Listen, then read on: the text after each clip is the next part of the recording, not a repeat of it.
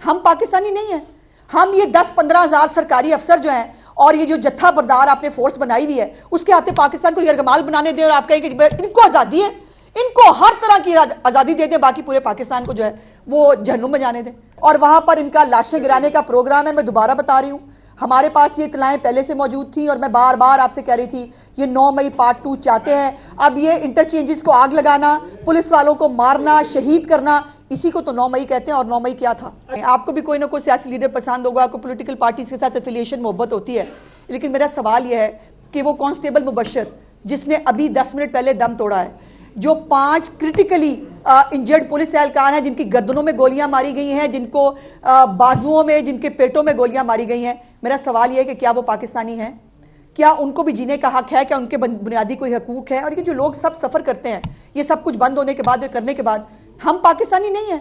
हम ये 10-15 हज़ार सरकारी अफसर जो हैं और ये जो जत्था बरदार आपने फोर्स बनाई हुई है उसके हाथे पाकिस्तान को यरगमाल बनाने दें और आप कहें कि इनको आज़ादी है, इनको हर तरह की आज़ादी दे दें, बाकी पूरे पाकिस्तान को जो है वो जहन्नुम में जाने दें।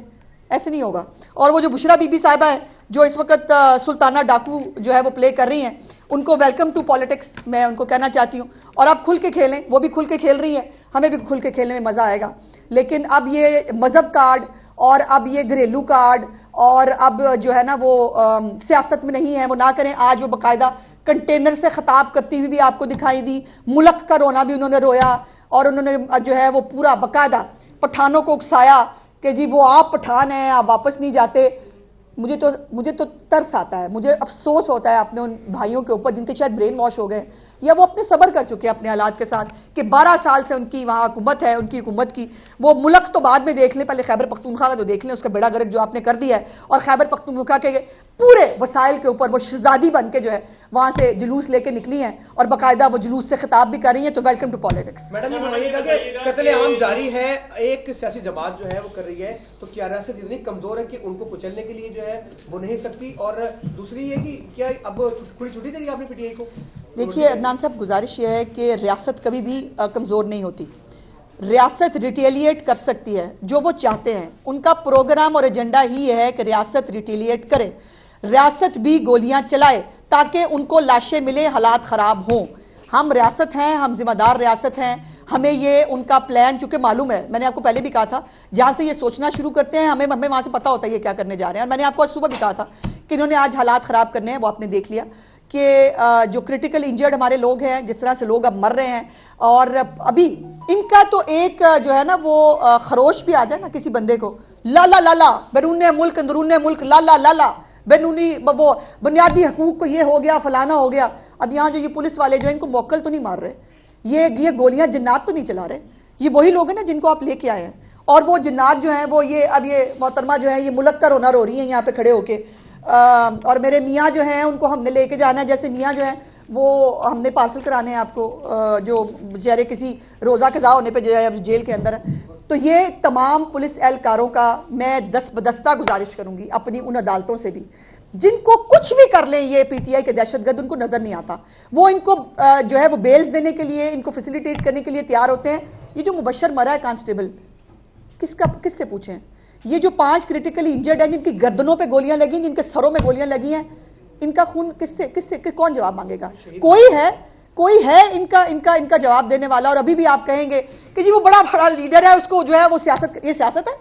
नो, ये दहशतगर्दी है। और ये दहशतगर्द कल भी थे, ये आज भी दहशतगर्द है। एक कांस्टेबल शहीद हो गया, बाकी क्रिटिकल है, तो इनको गिरफ्त में लाने के लिए पंजाब हुकूमत ने या वफाकी हुकूमत ने कोई हिकमत अमली तैयार की है कि इनको किस तरह से कंट्रोल किया जाएगा? देखिए अगर तो AK-47 के साथ जो है वो गाड़ियां तोड़ने के बावजूद जो है वो गंडापुर को हिफाजती जमानत का केस होता है, लाहौर में हिफाजती जमानत मिलती है, पेशावर में, तो बीबी क्या करें? हम तो जो है वो केस जो किसने कानून तोड़ा है वो कानून की खिलाफ वर्जी सामने ला सकते हैं ना। सजा देना मेरे बस में नहीं है। मेरे बस में अगर सजा देना हो तो ये जो कांस्टेबल मर रहे हैं ना, जरा उनकी तस्वीरें दोबारा चलाते रहिए, जिनको इतनी बेदर्दी से मारा गया है, जो पुरमन जो है निहत्ते कारकुन जो है जिनको मार रहे हैं। और अभी मैंने बताया है कि वो खुद रिपोर्ट कर रहे हैं सोशल मीडिया के ऊपर कि बन्नू से एक एमएनए कह रहा है हमने एक और बंदा हकला इंटरचेंज पे मार दिया है। उसकी वेरिफिकेशन मैंने अभी मांगी है पुलिस वालों से कि क्या ये बात दुरुस्त है कि नहीं, जिसको ट्वीट किया जा रहा है। और अगर ये आलम और हालात है तो अल्लाह इस मुल्क पे रहम करे। इमरान खान के होते इस मुल्क का भला नहीं हो सकता। और ये पीटीआई इस मुल्क को, वो राना सनाउल्लाह का बड़ा पेट जुमला है, मैं उसको बिल्कुल इंडोर्स करती हूँ कि इनके होते पाकिस्तान किसी बड़े हादसे से दो चार शादरा चाह रहा हूँ, एक लेन बिल्कुल खुली हुई है, बात ठीक है, एंट्री एग्जिट पॉइंट जो है शादरा के अंदर।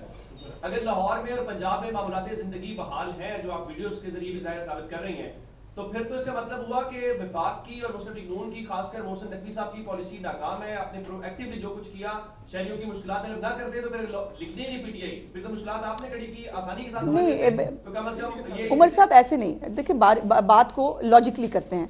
बात यह है कि पंजाब और लाहौर ने इनको रिजेक्ट किया, सिंध और बलोचिस्तान ने इनको रिजेक्ट किया। ये खाली सिर्फ और सिर्फ खैबर पख्तूनख्वा के सरकारी वसाइल पे फसाद करने के लिए आ रहे हैं। पूरे पाकिस्तान में इमरान खान की आखिरी कॉल को किसी ने एंटरटेन नहीं किया और ये फैक्ट है।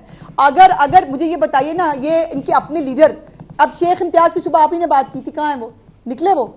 उन्होंने जो कॉल दी थी, उन्होंने बाहर आना था, हौसला करते ना आए। इनकलाब तो फिर इनकलाब, ये पुलिस वालों को मार के इनकलाब लाना है आपने, ये इनकलाब है आपका, इसको इनकलाब कहते हैं आप। और अगर जो जैसे मैंने कहा कि रियासत को रिटेलिएट नहीं करना है, रियासत ने सब्र का, तहम्मुल का, ये हमारे भी बहन भाई बच्चे हैं, ये हमारे, इनमें से बुजुर्ग भी होंगे बहुत सारे, ये पाकिस्तानी नहीं है, इनके बुनियादी हकूक नहीं है। सो ये पंजाब और लाहौर में अल्हम्दुलिल्लाह कल भी अमन सुकून था, आज भी अमन सुकून है। मैंने तमाम वीडियोस आपको दिखा भी दी हैं।